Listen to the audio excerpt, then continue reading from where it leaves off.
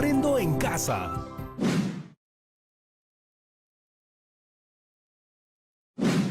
Buenos días, chicas y chicos. Bienvenidas y bienvenidos al mágico mundo de Decau. ¿Cómo están hoy? ¡Qué bien! Entonces es momento de llamar a todas las personas que viven contigo para que se unan a nosotros y a nuestras aventuras, porque aprender juntos es más divertido. En estos programas hemos estado conociendo mucho sobre nuestro pasado, cómo nos hemos ido construyendo como república y todo lo que nos falta por construir. ¡Uy! ¡Qué bueno que ya están aquí! ¡Hola, Edwin! ¡Hola, Jazmín! ¡Hola, Yari! Ayinyachu. ¡Hola, María! Maniawatipa. ¿Cómo están el día de hoy? Con ganas de empezar el reto de hoy. ¡Excelente! Un poco antes de que llegaran, estuve comentando lo que estuvimos viendo durante estos programas. ¿Me quieren ayudar? Claro que sí. Por ejemplo, aprendimos todo lo que sucedió al inicio de la República en el Perú. Con la independencia, el poder estuvo en manos de los peruanos, pero se mantuvieron las desigualdades en los derechos de algunos grupos de pobladores. Aprendimos también lo importante que es saber recoger información a través de un texto oral, como fue en el caso de la profesora, que nos habló de los regalos que le hicieron al Perú por sus primeros 100 años. Muy bien. Algo fundamental que les dijo la profesora fue que mientras más interesados estén en el tema, más motivados estarán por aprender. Es verdad. Además, siempre debemos tener claro qué es lo que buscamos. Qué importante saber algunas estrategias cuando queremos lograr algo. Y cuando leemos, También podemos aplicar diversas estrategias. al igual que con los videos, las exposiciones y demás textos orales, las lecturas requieren ser abordadas a través de diversas estrategias que nos ayudarán a comprender la información. Este es el rugido de Decau. ¡Hola, Decau! Buenos días. ¿Qué les parece si conocemos más estrategias para leer? ¡Hola, Decau! Sí, así conocemos nuevas estrategias para leer y seguir conociendo más sobre el Perú. ¿Nos va a ayudar? Por supuesto, le he encargado a Yasmín un gran reto que los va a ayudar en toda su vida de estudiantes. ¡Qué genial! ¿De qué se trata? Decau tiene razón. Esto les va a ayudar muchísimo en sus estudios y sobre todo en sus nuevos aprendizajes. Entonces, hay que prestar mucha atención. Hoy vamos a aprender una estrategia de lectura. Utilizar un organizador visual que nos va a permitir establecer la relación entre problema y solución. ¿Son como los mapas conceptuales? Así es, y nos va a ayudar a comprender mejor los hechos históricos sobre una de las epidemias que sufrió Lima en la segunda mitad del siglo XIX. ¿Otra epidemia? ¿Como el coronavirus? Exactamente. Vamos a ver qué pasó en ese tiempo. ¿Conocen esta ave? Sí, es un gallinazo. ¿Saben de qué se alimentan los gallinazos? Es un ave que está en los basurales. Muy bien. Se les conoce como aves carroñeras porque comen carroña. ¿Qué es carroña? Leamos lo que dice la Real Academia de la Lengua Española. Carroña tiene como adjetivo podrido, corrompido, también carne corrompida. Otro significado es persona, idea o cosa ruin y despreciable. Me parece que tiene más relación a lo de podrido, carne podrida. Entonces, son aves que se alimentan de carne podrida. Así es, la naturaleza es muy sabia y estas aves le dan un equilibrio al ecosistema, porque al eliminar la carroña impide que se puedan propagar enfermedades. Increíble que su alimentación sea beneficiosa para nosotros. Les cuento que desde la época de la colonia, muchas acequias estaban expuestas al aire libre y acumulaban la basura que dejaban los transeúntes y la que había en los mercados.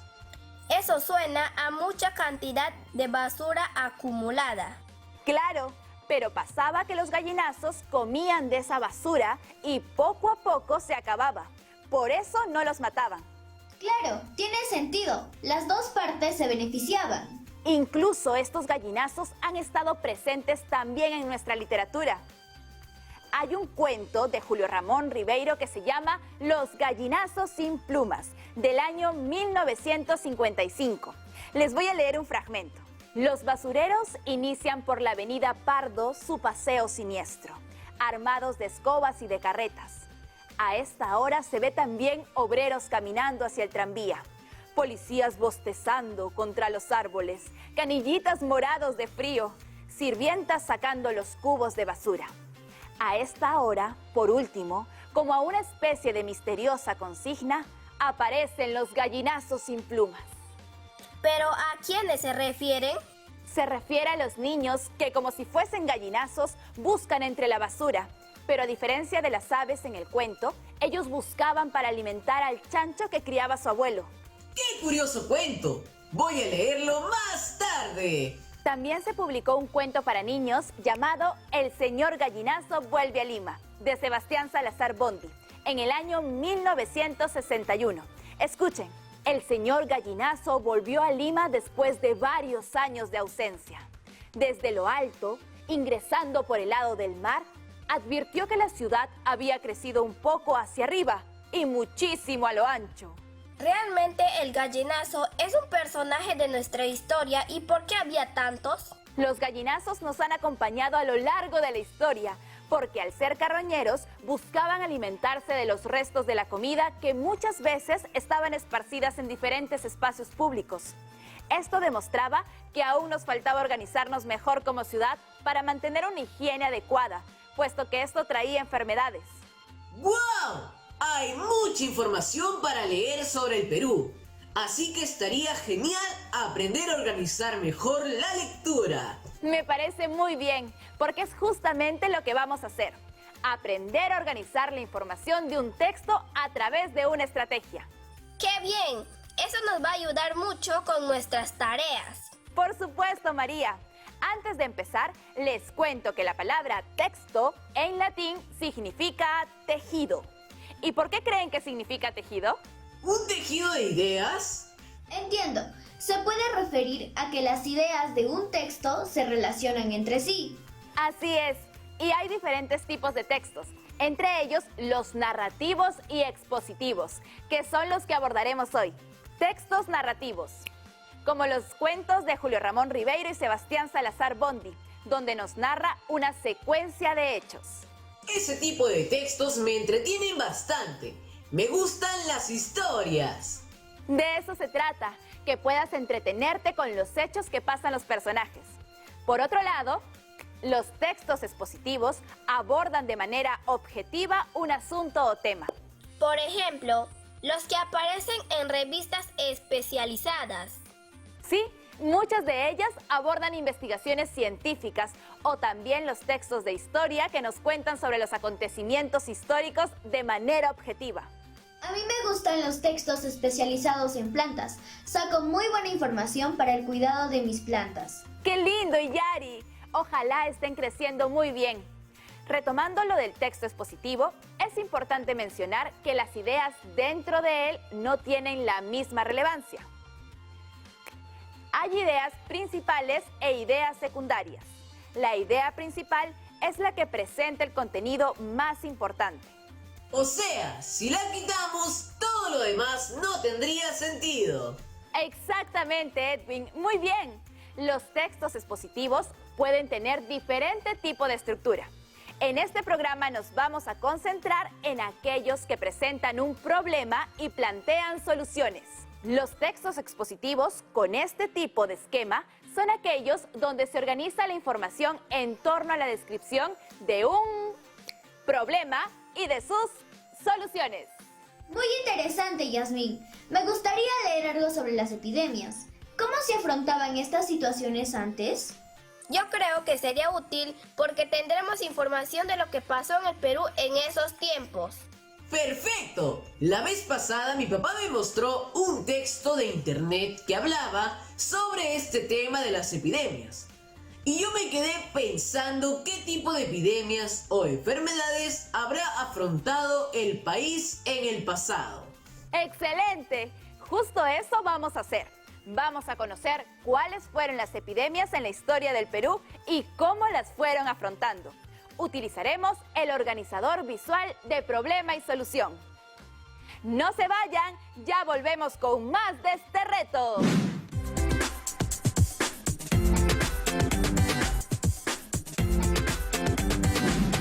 ¡Estamos de regreso! ¿Qué fue eso? Tranquilos, si ven en sus mesas, Decao ha colocado en sus manos un texto que les sorprenderá.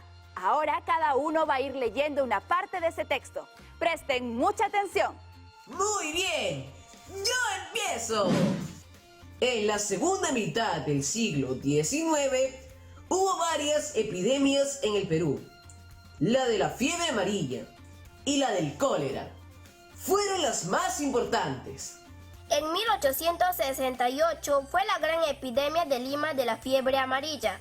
Se contagiaron 10.000 personas y murieron 4.000 aproximadamente, es decir, se infectaron casi el 10% de los limeños y fallecieron el 4%. A mediados del siglo XIX, el gobierno central no se responsabilizaba de combatir las epidemias. Los que se preocupaban eran las municipalidades, las sociedades de beneficencia o las juntas de sanidad.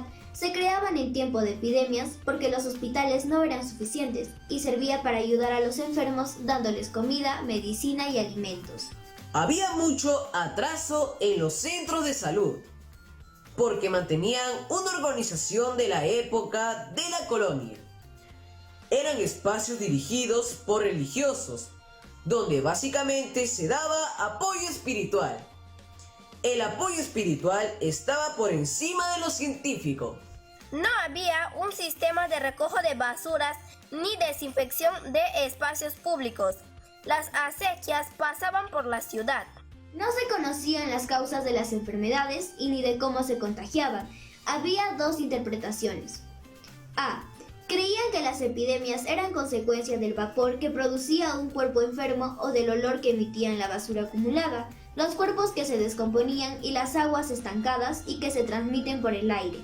B. Creían que la fiebre amarilla se transmitía de persona a persona, es decir, se contagiaba al compartir espacios u objetos. Hubo mejoras en el sistema de recojo de basuras.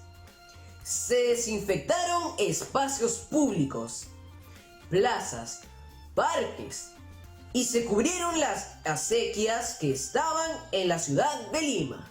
Finalmente, Manuel Pardo, director de la Sociedad de Beneficencia Pública, construyó el primer hospital moderno del Perú, el Hospital de 2 de Mayo, que se inauguró en 1875.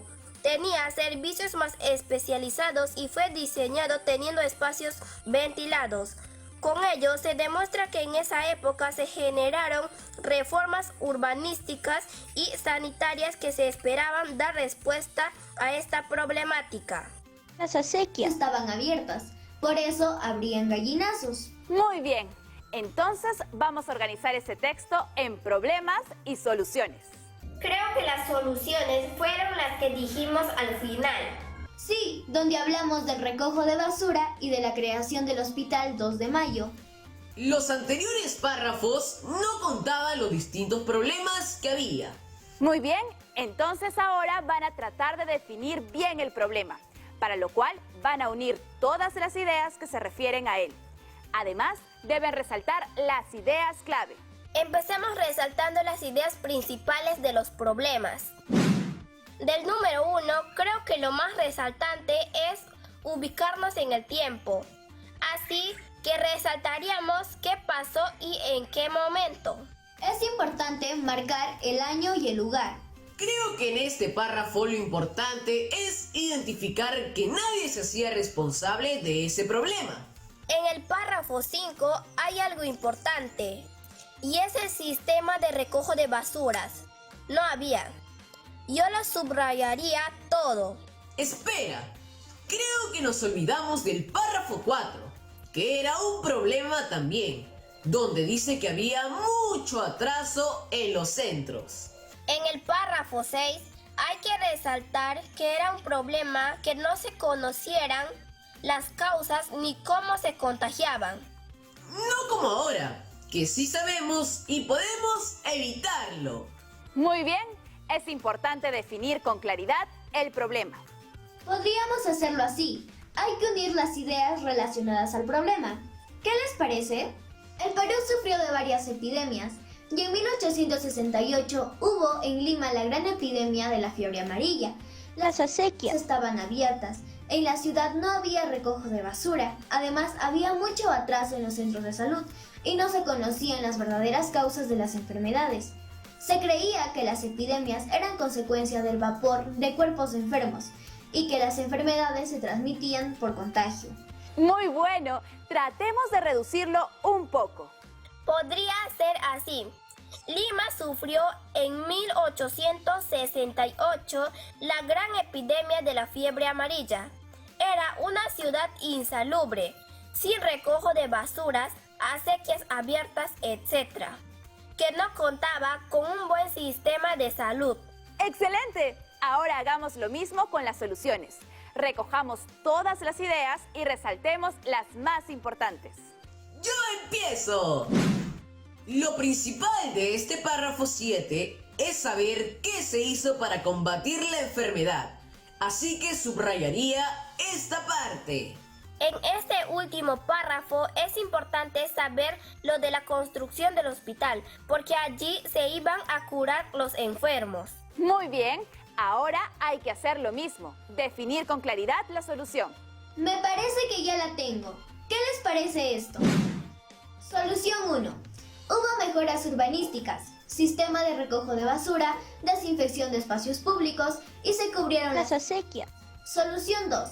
Se construyó el primer hospital moderno, Hospital 2 de Mayo. Muy bien, chicos, han hecho un trabajo excelente. Ya han encontrado la relación entre las ideas que habían en el texto y con este organizador visual han categorizado la información, identificando el problema y las soluciones. Ahora es más fácil comprender la información.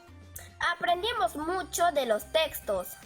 Creo que esto no va a ayudar mucho a comprender de lo que leamos. Así es, no se olviden que cuando se lee se debe tener claridad del propósito, es decir, qué busca uno al leer el texto. Además, debemos encontrar la relación entre las ideas para poder organizarlas y que contribuya a la comprensión del texto.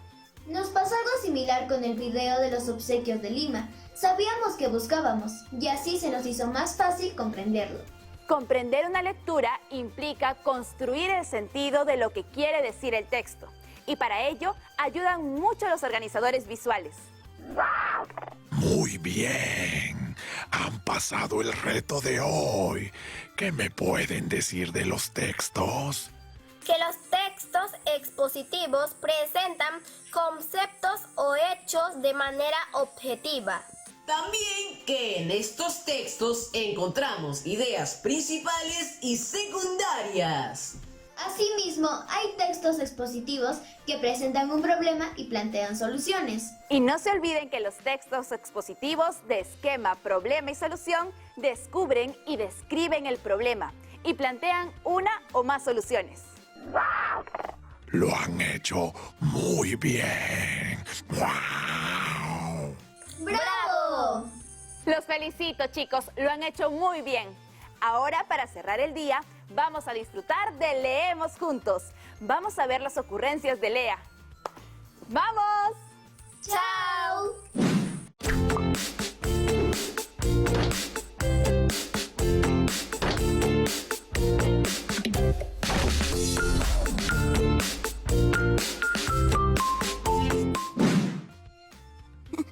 Hola, Paola. Hola, telelectores. ¿Qué estás haciendo, Paola? Hola, Lea. Estoy siguiendo los consejos de mi abuelito para que mis plantitas crezcan bien. ¿Los consejos de tu abuelito? Así es, los consejos de mi abuelito. Uno de ellos dice que tengo que rociar mis plantas con agua y con ajo para que no se llenen de bichos. ¡Oh! Las abuelas y los abuelos son realmente sabios. Y a mí me gusta escucharlos. Entonces, ¿qué te parece si llamamos a mi abuelito? ¡Sí, lo conoceré! ¡Yupi! Abuelito, hola, ¿cómo estás? Hola, mi Paulita. ¡Qué alegría verte! Abuelito, estoy con mi amiga Lea. Hola, abuelito. ¿Lo puedo llamar así? ¡Claro, nietecita Lea! Gracias, abuelito.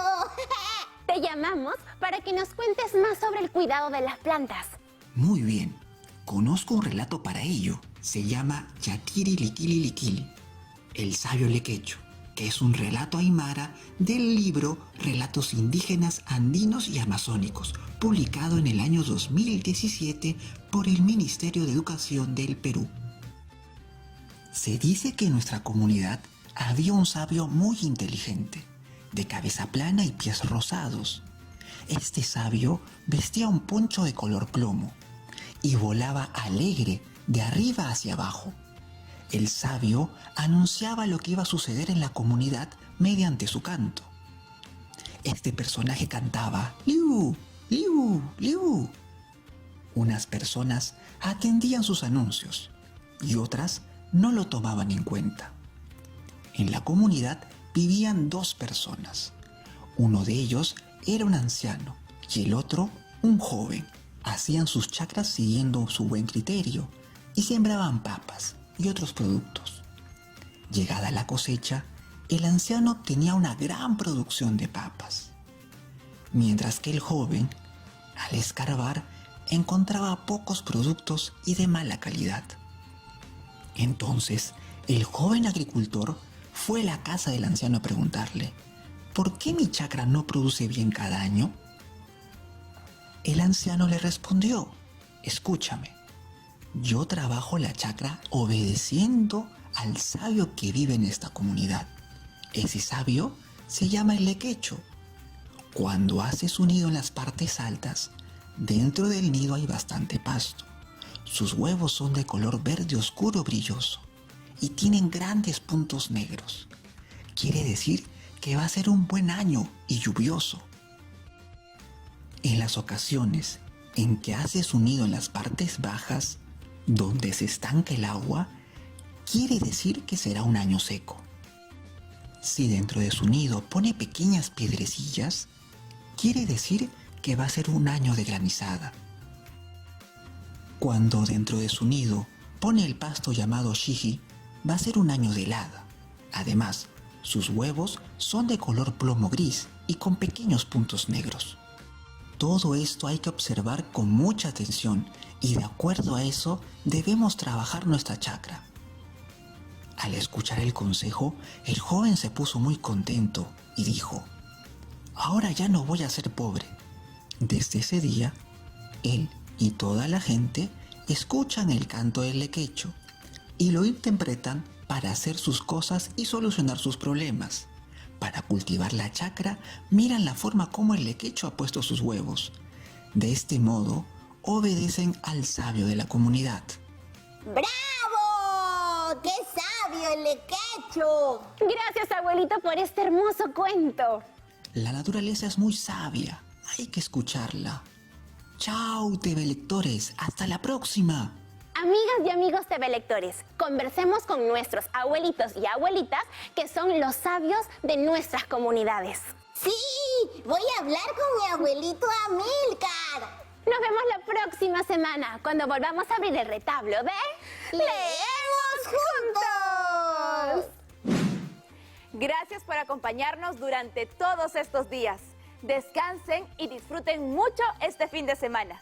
Queridas familias, ayudemos a nuestros estudiantes a cumplir con los horarios acordados para hacer las tareas y procuremos que su espacio de estudio esté ordenado, limpio y ventilado. Van a ver que van a estudiar con más ganas. Sigan lavándose las manos con agua y jabón. Y si van a salir, usen mascarilla y mantengan la distancia física. No olviden evitar las 3C. Lugares cerrados, muy concurridos y con contacto muy cercano. ¡Chao! ¡Nos vemos!